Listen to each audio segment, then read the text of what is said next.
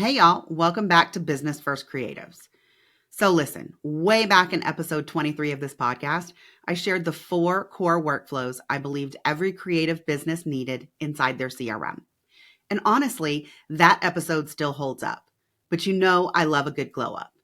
And rather than doing a replay, as I've done in recent weeks, I am re-recording this episode because 2 big things have changed since then. First, I've made a shift in how I talk about client experience. I'm no longer just focused on what's automated. I'm zooming in on what's actually being said inside your workflows because the communication is the experience. And second, HoneyBook came to play. Their new Automations 2.0 features finally give it a seat at the grown-ups table. So this isn't just an update for Dubsado users anymore. Whether you're in HoneyBook or Dubsado, you need to build these 5 workflows inside your CRM, and you need to fill them with client communication that builds trust every step of the way. Okay, let's dive into the 5. So the first is your inquiry workflow, and this is how you start strong. This kicks off the moment someone fills out your contact form, your scheduler, or your lead capture. The goal hasn't changed. Acknowledge their interest, pre-qualify your leads, and set expectations clearly. And the most important piece, my favorite, the automated lead response email. Yes, it should thank them. Yes, it should give them something else to do while they wait for you to give them a personalized response. Think a blog post, a pricing guide, or a portfolio sample. And yes, it should make crystal clear what happens next. Now, here's where your CRM actually matters. If someone selects a branding session or family photography on your contact form, you can automatically assign an automation specific to that offer so that the automated lead response email and every other email that comes after is customized for the offer that they are inquiring about.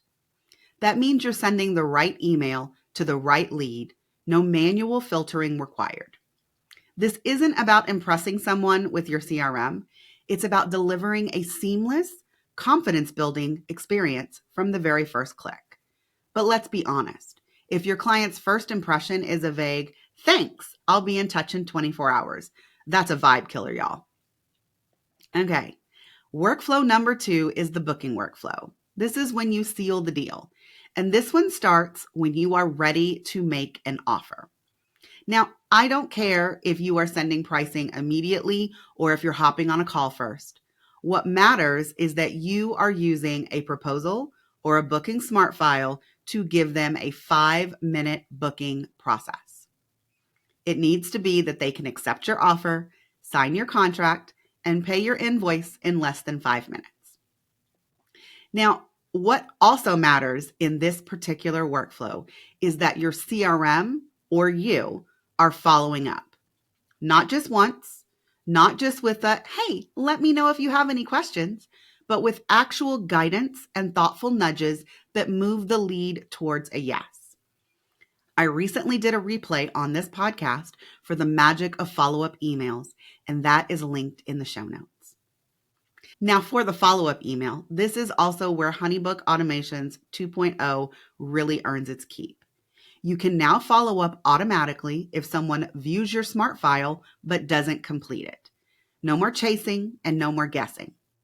In Dubsado, this has always been possible through a customized workflow action and trigger, but it's easy to overlook the importance of what those follow-ups say. It's not just about reminding them to book. It's about reiterating the value of what you offer, answering hesitations before they become objections, and making it easy for them to say yes. They don't need to dig in their email for a link. You are providing that email front and center and keeping you and your offer front of mind. Now, in the recent replay of the magic of follow-up emails, I talked about how I've started infusing client transformations into each of the 3 follow-up emails that I send. So again, no pressure, but go back and listen to that episode. Okay. Workflow number 3 is your pre-project onboarding. This is when you build momentum. Y'all, they said yes, they signed the contract, they paid the invoice.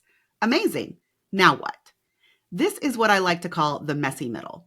The project hasn't started yet, but the relationship has.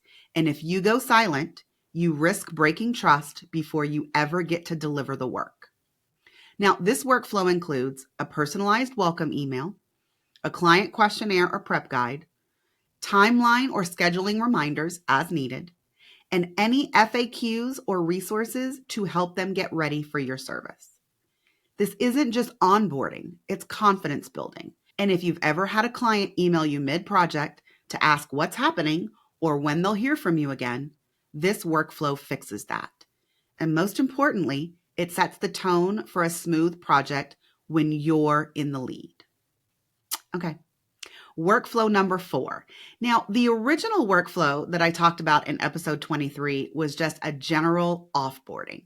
And I have taken all of the actions and steps inside of that workflow and split it into 2 to make it easier to see the purpose of each.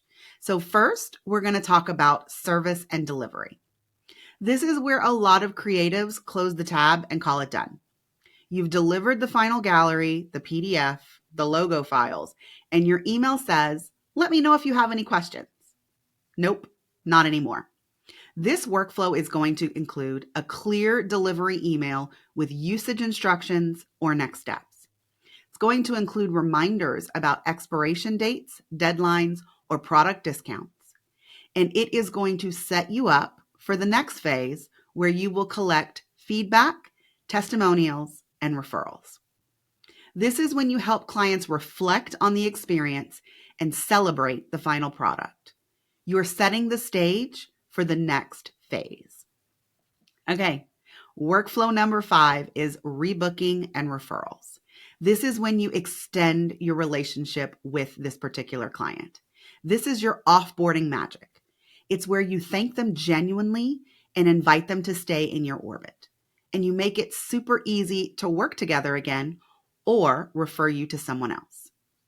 This workflow might include a thank you note, bonus points if it's personalized, a rebooking reminder at the right moment, a referral request with clear instructions and an incentive if you have one, and a final touch point to wrap the project with care. Now, somewhere in here, I want you to ask for a testimonial, even if it feels uncomfortable. Because what most people miss is this workflow and this phase isn't optional. Even if your service is a one-time only, your relationship doesn't have to be. Offboarding workflows keep your